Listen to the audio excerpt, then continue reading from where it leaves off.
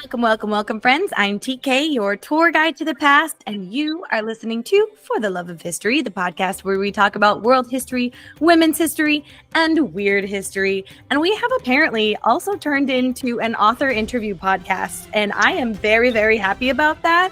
And today we have a very special guest, and I am so excited to introduce Gourav Mohanty. You got that right. Thank you. I have like little notes for myself too. So Gourav is the author of Sons of Darkness. He is a lawyer by day, a comedian by night, and an author when he can find time because he does so many things. And he is actually the author of the first epic, grim, dark fantasy from India, written by an Indian, produced in India. And I'm so excited to have him on the podcast. Thank you for coming. Thank you so much, TK, for having me here. That you essentially described my Bumble bio, so for that I'm grateful. But to everyone else, Namaste. It's such a pleasure to be here with TK and to meet her audience because she's been doing such amazing work when it comes to history reels. Just to have a chance at a conversation with her is an honor, and I hope that this session turns out to be incredibly not only informative but a lot of fun. Thank you. I'm so excited to have you here. So, like I said, your book, your debut book is The Sons of Darkness. And you have, for the people who are watching the video version, he is holding up the book and it is a beautiful cover. There seems to be a very, what is that? The Dragons show. What is that? Game of Thrones. How did I forget that? Wow. I know. Oh my gosh. And you have the flags of the Game of Thrones houses behind you. Oh gosh. PK, what is going on?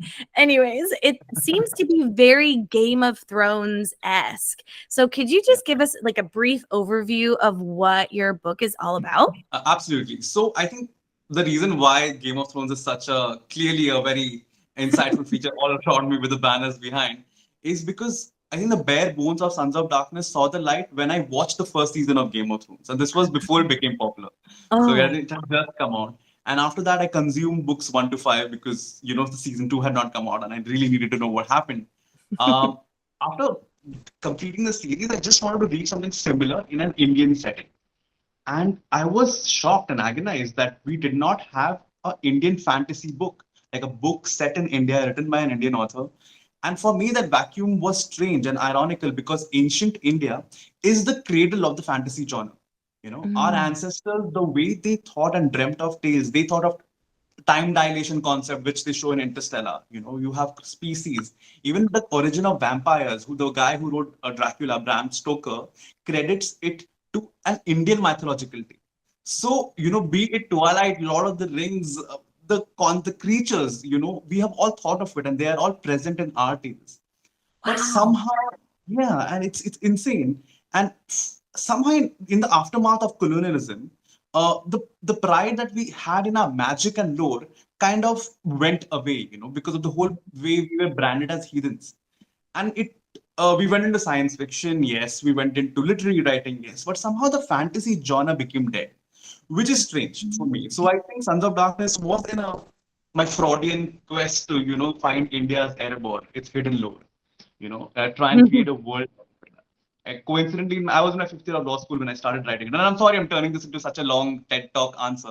But No. So, but in my 5th year of law school, we have compulsory literature reading. And one of them was Toni Morrison's book, where she wrote that if, I'm paraphrasing here, if you want to read a book which has not been written yet, it's your duty to write it. And I think that kind of hit somewhere. And, law firm life is very toxic and long hours. So I think Sons of Darkness became an escape. But I used to escape to try and reimagine this ancient world, and not from a perspective of snake charmers and heathens, but something which is very medievalist and battles and, badass women. I think these were like major concepts that are explored in Sons of Darkness. So that, we have an Indian player if there was a fictional fantasy tournament.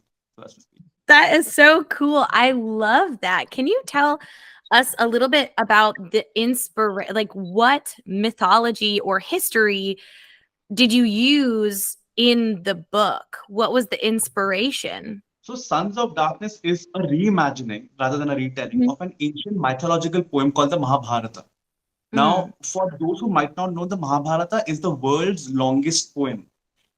Like, if it is 10 times the size of the Iliad and the Odyssey combined. Yeah, and it deals with this great war that happens, this righteous war. In a way, in a huge way, a lot of people, mythologists, claim that the entire story of Troy, is in a Greek counterpart to the Mahabharata.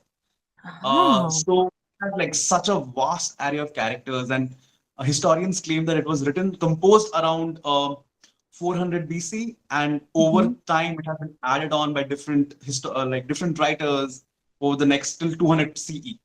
And so Mahabharata is this vast cultural thing, not just of India, but of the entire Indian subcontinent. Because if you go to Indonesia, even they love the Mahabharata. Mahabharata for them is a religious historical text. But the story is very different because of cross-cultural travel. The story changes. Everyone keeps Mhm. adding to it. It's the same story, but with different protagonists in Indonesia, different protagonists in Sri Lanka or in Pakistan, right? So Mahabharata is this whole big cultural poem that the entire Indian subcontinent has inherited. What Wow. my thing was that I wanted to approach Sons of Darkness from the perspective of traditionally evil characters, because I totally believe that one man's terrorist is another man's freedom fighter. Mm. And the line between good and evil is often a line drawn in sand. So I thought I'll explore it from that perspective, and while doing so, reimagine an ancient Indian world like a Narnia, like an Indian Narnia or an Indian Westeros. That is so interesting. I didn't know that was I'm not even gonna attempt to pronounce the name of that poem, but it was the longest in the world. That is so interesting. So tell me about the characters in your book. Your book just came out on the 6th of July, so it's been out for a few days now, and I haven't gotten a chance to read it yet, but I'm so excited to get my copy. Can you tell us about the characters in the book? Yeah, absolutely. So Sons of Darkness has multiple POV characters because it's like a Game of Thrones reimagination. Yeah. So there are some original characters, like you have a pirate princess of Kalinga who What? is, yeah. So Oh she's my like a god. gender fluid, cross-dressing pirate princess with a love for knives and absolutely a hate for conscience. Like she has no conscience filter. So she's like an agent of chaos in the book, and I love her. And so there's that. And there is a war general. She's called Satyabhama. She's a swordswoman who commands a squad of castaway girls, girls who were discarded by their families for fear of dowry. Because the Mhm. dowry was a situation in ancient India where uh, families did not like the idea of a second or third girl child because of the dowry pressures that came on them. Wow. So in my story, Satyabhama adopts these girls and turns them into soldiers. So there's this one facet there. These are original characters that I developed in Sons of Darkness, but there are also quintessential characters from the original epic. Like you have a prince who has turned into a torturer because of circumstances. So he is like a Machiavellian character who's trying to bring down the empire she's working with. Mm. There's another low-born warrior because caste system. I think you have done something on this, TK. Yes. Yeah. Caste system is a Yeah. big issue even right now in the Indian subcontinent. So Mhm. we have a soldier who is from the low caste who was not supposed to pick up weapons. Like earlier, you had very strict defined castes. So the lower caste. I'm Mhm. putting air quotes there for people who are Yeah. listening. Right. Mhm. Yeah. So they could not pick up weapons. They were not allowed to touch weapons because the Mm. professions which they could do were fixed. But Mm. there is this one lowborn archer who wants to pick up the bow and become the world's greatest archer, and his rebellion against the caste system. So that's something which we also explore. In fact, this guy, his Karna, he is often called the inspiration for Achilles and Troy because they have a Oh, very similar storyline in both the original epics and Troy and Mahabharata. got it. So yeah. So are these characters in that poem, or are they characters that you have created from inspiration from that poem? So some of the characters, like this lowborn warrior, is there in the original poem, as well Oh. as the guy that I spoke of, Prince turned torturer. Yeah. These characters are characters from the original epic, but I've just reimagined them and put thoughts into them. Yeah. Because the Mahabharata is a poem, but it is often called, when the person who wrote it, he used the word which is called itihas, the Sanskrit word, Okay. which means it's history. So when he was writing this in 4000 BCE, 400 BCE, sorry, he was describing Mhm. events that happened thousands of years before that, according to him. Oh, So it's got like a it. whole gamblet of time that exists in ancient Indian lore. It's really complicated. There's so much complexities to explore there, and they're only coming to limelight in this century. What has happened is, because of the English giving so much attention to Greek mythology, Greek plays, and treating them as classics, they have become commercial mainstream knowledge. But not when it comes to India, because there was a lot of Mm, language difference. Even though Sanskrit is mm, called the mother of all languages, they took their time in learning our language, and that's why they could not explore our epics. mm. Whether it is out of prejudice or genuine language issues, I'm not sure. But I'm glad that we are slowly coming back to the forefront to discover the richness of our, cultural tapestry. So, Yeah, one thing I'm really excited about, I feel like either it is happening recently or I'm just becoming more aware of it recently. I'm not sure which one it is, but I've seen a lot of mythology adaptations from other cultures, not just Greek and Roman mythology. And I am so into it. I absolutely love it because although I do enjoy Greek and Roman mythology, I grew up with four different mothers, basically. My own mom, my other mom from Germany, my other mom from Nepal, and my other mom from Iceland. And they would all that's amazing. tell, yeah, my mom, single mom life, had a group of women around her from her university, and they were all from different places, and we would all get together and they would tell stories. So we had a lot of different, you know, children's stories from different places. So I'm so excited to see all of these mythology adaptations from different countries. And oh, yours sounds so interesting. I'm so excited for that pirate princess woman. She Thank sounds you. amazing. So, can you tell me a little bit about your process of writing? So, you have a bunch of different POVs, lots of points of view. So, how did you keep that all straight in your mind? Are you a sticky note person, or how did you do that? Honestly, it just like towards the end, it was completely chaotic because I never wrote with the idea that I would ever finish this book. It was an escape for me. Because there was this Mm-hmm. because if someone came and told me when I started writing that it'll take you 4 years to complete this book, I would have given up. I would have thought, okay, no, this is too much of a time investment. Yeah. But since I was writing just for the pleasure of writing and for the pleasure of creating the world, I wrote the scenes which I wanted to, like Mhm. I mean, the idea of a pirate princess sounds so cool, especially one who's completely unhinged. So I just Right? loved writing from her perspective. Yeah, I think it was pretty epic. And I agree. I know I've written this, I'm obviously biased, but even as a third person, I think that is badass. So Yeah. I enjoyed writing that. Once the story started coalescing from my imagination, I started, putting them in order, stitching them up, because I did not know that I was not professionally trained in the skills of writing, or I had not, Mm. let's say, looked at the Brandon Sanderson free videos on YouTube, which teach you a lot about how a writing process can be streamlined and made faster. So I wrote the scenes which I wanted to write, and ultimately I started putting them together. And with a couple of revisions, and there was this one sacred timeline that I was able to form through the characters. And yeah, 4 years later, it turned into a book. So That uh, is that so was that was exciting. Yay. Congratulations for that. So we were speaking earlier before we started recording that you self-published like the first version of this book and then it got like picked up by a publisher. How was that process? So the genre of fantasy is dead in India. I think we just spoke about that some Yes. time back. Hmm. Uh, what happens is, when it comes to any epic fantasy novel, let's take Lord of the Rings or Hmm. Game of Thrones, the Hmm. most popular examples. Each of those books are at least 650 pages, 600 pages. Now, when I Mm. pitched my book to publishers here in India, they were all very excited with this storyline, but they wanted me to split my first book into three parts.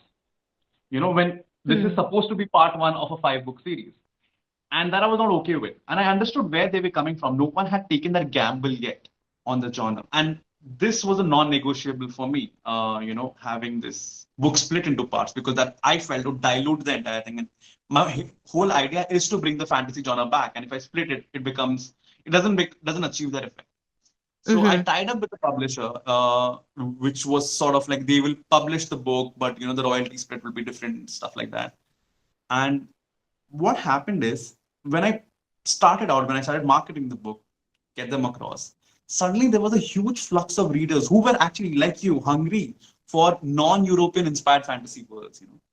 Yeah. I think sometimes we reach a saturation point where everyone's looking for something new, and not just from the point of view of something new, but just to learn something, learn about other cultures. I think that brings so much to the play. And because of this interest, I think, which is happening around the last 2 3 years, Sons of Darkness, I think, rode on that wave, and it got so much adoration from outside India. In India, I was still trying to build that base, and before I know it, interest was shown by publishers and agents, and ultimately the book got picked up. And now on 6th July, it finally had this worldwide release to reach its deserved audience. So I'm like, really grateful for the muses and the stars who have been blessing Yay. my way. I'm so happy for you. So, when did you start developing this love for fantasy? Because clearly you have a deep love for the fantasy genre with your, Game of Thrones flags sitting behind you, and it seems like you have a really deep knowledge of Lord of the Rings and those sorts of fantasy novels. So, how did it start? I think the love for fantasy, I never knew this as a fantasy genre, Mm, but in India, there's a big tradition that goes on of grandmothers telling the grandchildren stories, whenever we go and visit them. It's mhm. something which is common across all Indian families. In fact, I remember whenever we used to visit my grandmother, I had to make a decision. Do I sleep with my, when I was a kid, do I sleep with my parents, which the room has AC in it, air conditioning in it?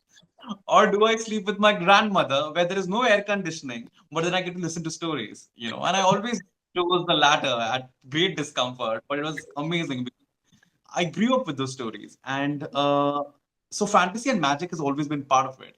But Mm. I think my starting point again, and I hate to sound like a radio, I wish I started off with something else, but it is Game of Thrones again.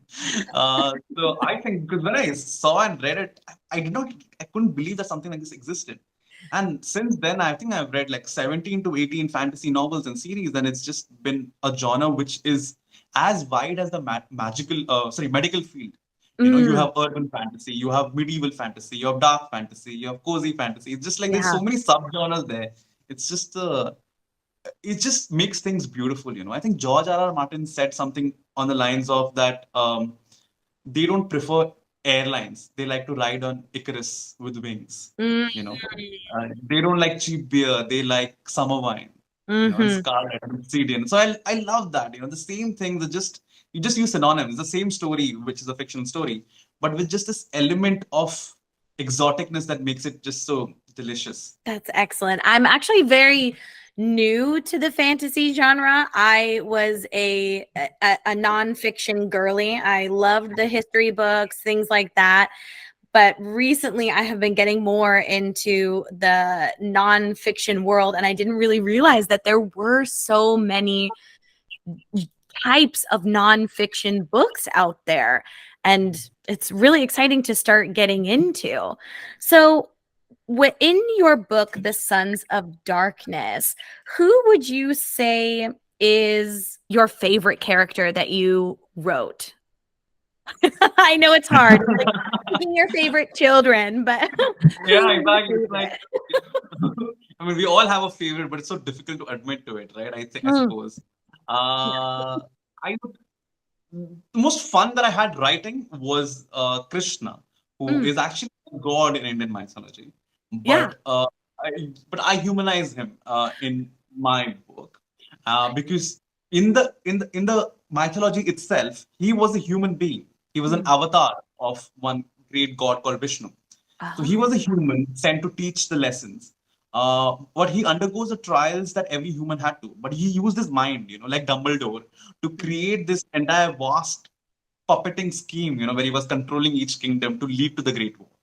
Wow. So I also see Krishna as this big Machiavellian character where his response to things, he's running so many plans and conspiracies. So keeping that in track, I loved dealing with that because that was pretty like awesome. It felt like a lot of political conspiracy involved, and it felt like a very Shakespearean drama where Mhm. he is pulling the strings. But then again, climbing on the Dumbledore example, Dumbledore said this one line to Harry Potter that Mhm. being smarter than everyone else, when I make mistakes, the consequences tend to be larger, you Mm. know. And I love that line, the whole premise of that line. And that's what we explore in Sons of Darkness, where Krishna has thought of everything, but he does make slips. And what are the Mm. consequences of those slips? So I So really enjoyed it. Yeah. that's great. How do you get yourself in like the mindset of the character? Because writing in the point of view of Krishna as a human and writing as the pirate princess who doesn't give a shit about anything, I'm sure the mindsets are really different. So how did you do that? How did you get into character, I guess? I think when I stepped into the shoes of different characters, as human beings, I think we imbibe a lot of qualities. We are there's a spectrum even when it comes to qualities within a human being. Mm-hmm. But when I like, let's say, I would like to be. I sometimes sound like a confession, but in my in my head, when I read the picture of Dorian Gray by Oscar Wilde, I was Mm-hmm. very influenced by it. Where they say that conscience is nothing but a fear of society. Mm. And I've always believed that, and it might be a twisted thought, but when it came to Matti, I just dialed it to 10. Like Mm. that. Right? And it was easy for me to write her responses then. Similarly, when I was stepping into Krishna's shoes, I imagine myself in a Game of Thrones world. If I were there cosplaying in it, or if I was sent back in time, how would I respond to these things? So his reaction Oh. is something which I would do. Mm. So that was fun. Karna is someone who's the low-born warrior who was Oh, rebelling okay. against the caste system. This is something which I got inspired by a lot of historical figures who have actually fought against the caste system to Mm. bring about so many reforms in India. So, putting myself in their shoes, the way they have responded to situations kind of made it not easy, but, I could make, I hope, realistic responses to situations. That's awesome. This book sounds absolutely fantastic. I'm really glad that I don't have to wait for it. Well, I do have to wait for it because it's not here at my house yet. But so, what has been kind of your book just came out? So I'm sure July 6th was like a really kind of surreal moment for you to have these 4 years of work just culminate into this one day. But other than the release date of your book, has there been any moments where you're like, oh my gosh, this is crazy, I can't believe that I have done this, or I'm doing this, or what has been kind of that moment for you? I think I have one of those moments almost on a monthly basis, since the follow-up with the book. But I think the latest one was when like really famous authors like Mark Lawrence, or there's an author called Dan Jones, Uh-huh. who's a historian. They just wrote the most amazing. They picked up the book, they read the book, and they just give the most amazing reviews. In fact, Dan Jones, who's a British historian, wrote, "Yeah, this reads like Game of Thrones in an alternate Indian universe." I'm like, "Yes, that's the review. That's my tagline." Thank you. And even Mark Lawrence wrote a very detailed review. He went to Goodreads and wrote a detailed review, and I was so appreciative of that. Like the greats are getting a chance to read my book, and they are liking it. So it feels like, okay, maybe I'm not an imposter. So it kind Yeah. of like really helps with that. And every time I go for these book meetings, where Mhm. I'm speaking and there's a bunch of people who are listening to me attentively and asking me questions and asking to take pictures with me, this whole celebrity movement, celebrity again in air quotes, that I'm having, it just feels surreal, and I'm marinating in it as much as I can. So it's been Oh, fun. I'm so happy for you. That's great. So you said this book is going to be in a series. Do you have Yeah. plans for other books? Are you starting to write other books right now, or? I'm supposed to send in the second book by September this year because yeah, that book has been in writing for the last 2 years. Mm-hmm. Because I started writing the second book without waiting for the first book to get published because I Got was it. enjoying it. Mm-hmm. So the second book is called Dance of Shadows, and again that deals with a lot of historical aspects as well. Like for example, India had a concept of Devdasis. Okay, and I Mm-hmm. hope this is something which we can explore in one of your reels. Yeah, So yeah. Devdasis are women who were born with a problem in their horoscope, which stated that if they married somebody, their husband will die. What? Okay. Yeah, it's still prevalent in India. In fact, a lot of people say that I do not know if you know Aishwarya Rai, who's this Miss World, and she's the very famous Yeah. personality. Yeah. Yeah.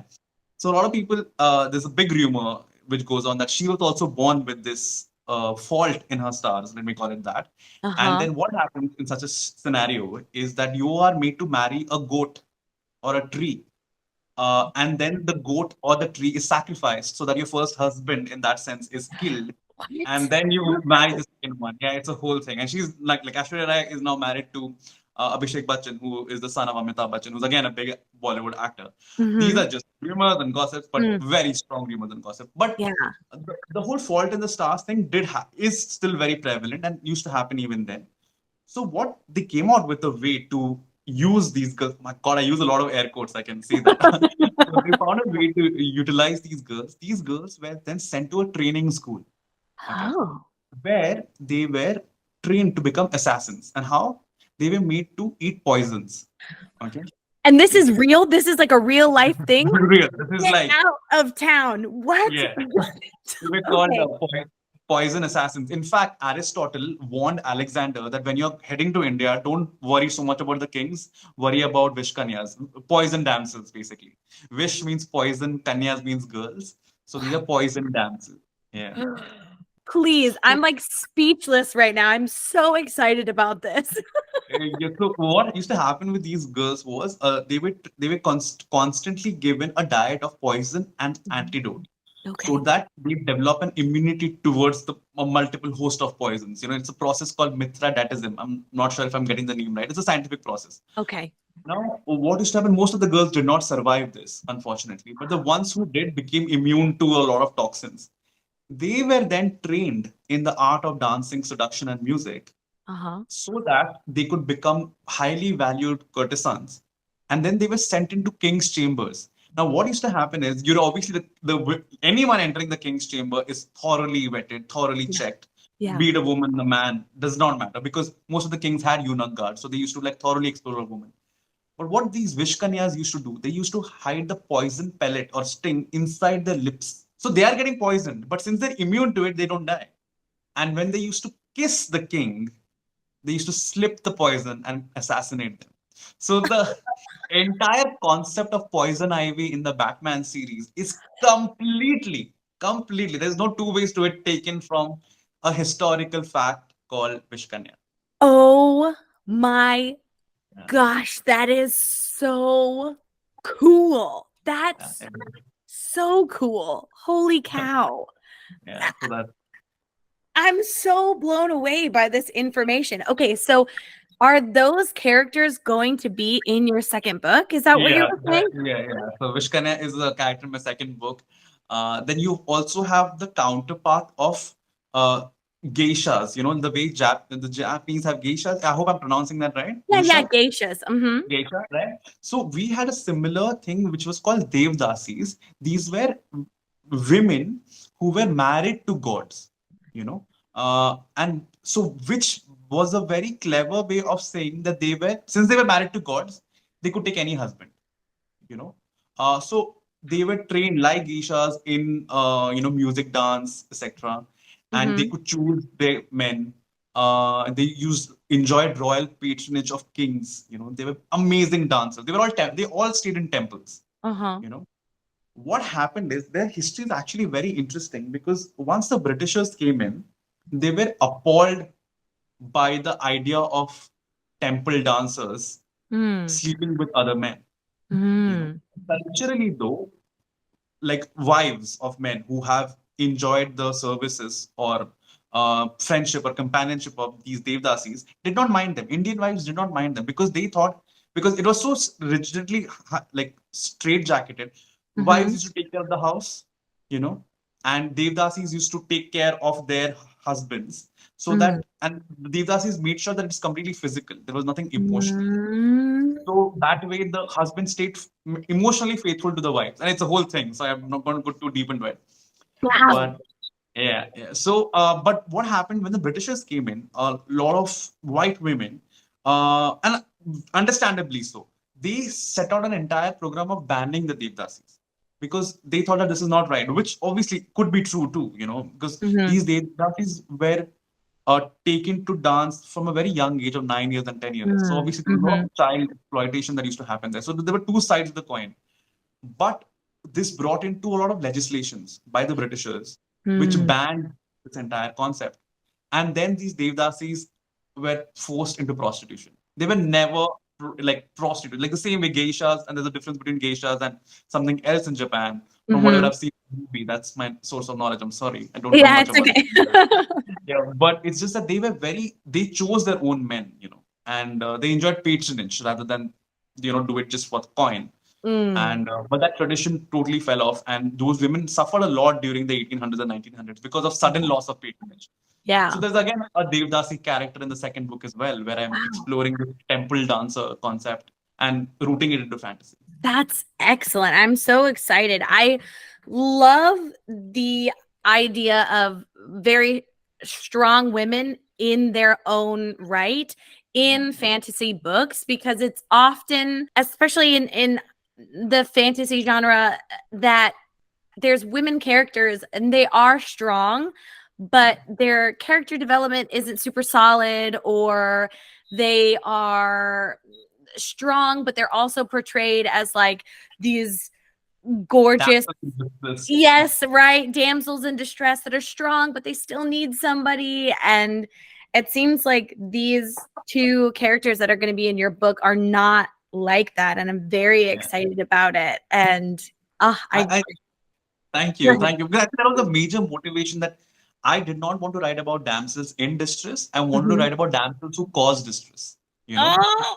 I think that was like a major motivation for me to write because yes, it's like I have taken a lot from history, Mhm. but history often comes freighted with patriarchy because that's has been a part of the history. Yeah. Yeah, it's true. But I wanted to write about women who, in certain of the countries in the kingdom in which I've established, Mhm. where women enjoy equality. They're not overcoming patriarchy. They are on their own and they are badass Mhm. on their own.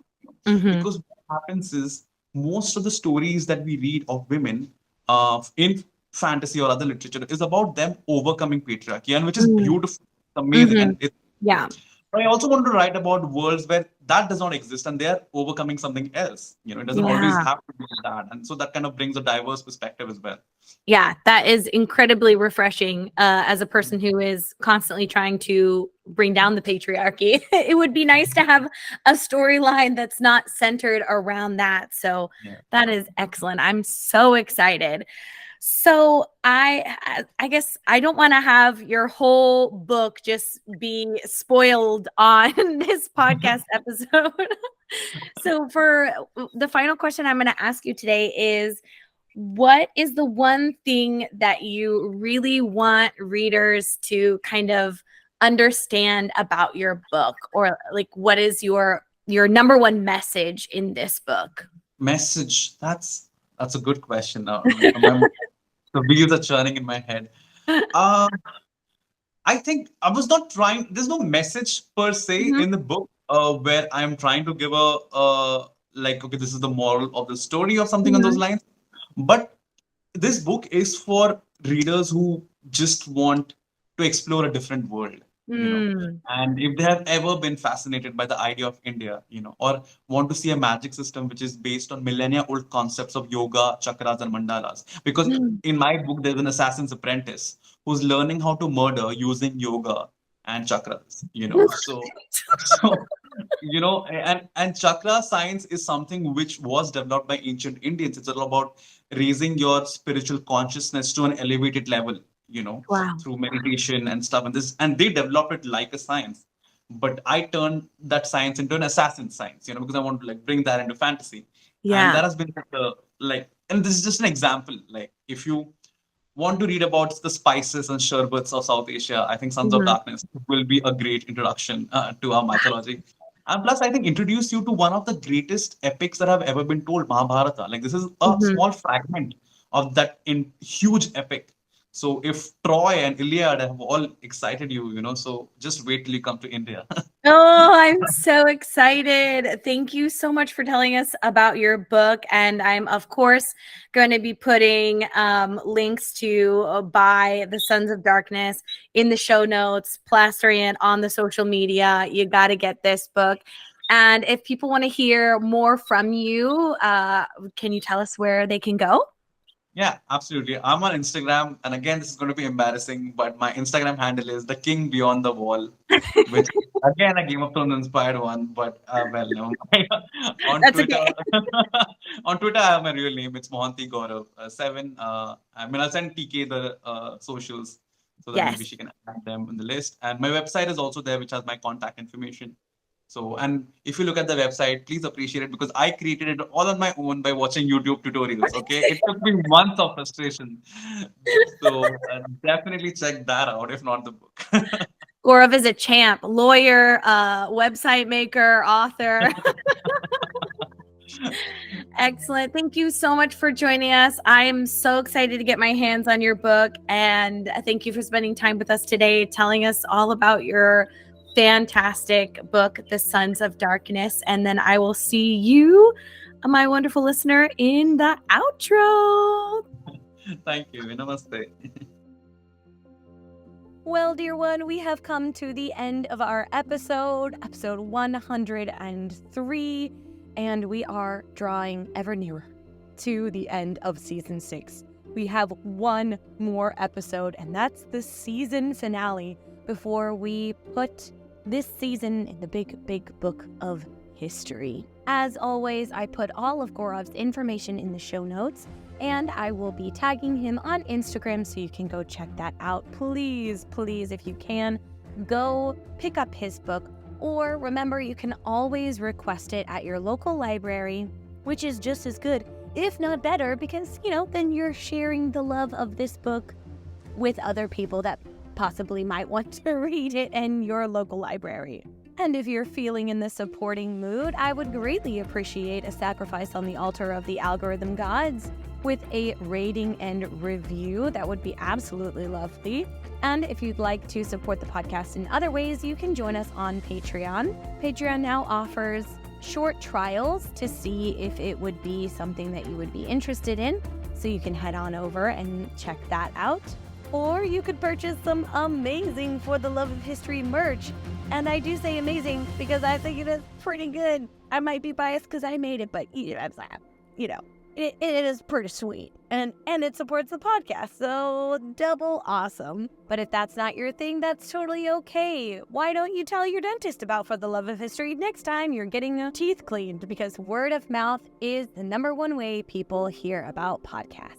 And as always, I would love to hear from you and what you think about this episode. And with that, I will tell you to take care of yourself this week. Do something that makes you happy. Seriously, go outside, touch some grass. You'll feel 1,000 times better if you're not feeling great. Okay? Do something that makes you happy. All right? And please don't forget to drink your water. And I will see you next week in our season finale when we talk about the Egyptian cult of Sobek. Okay, love you. Bye.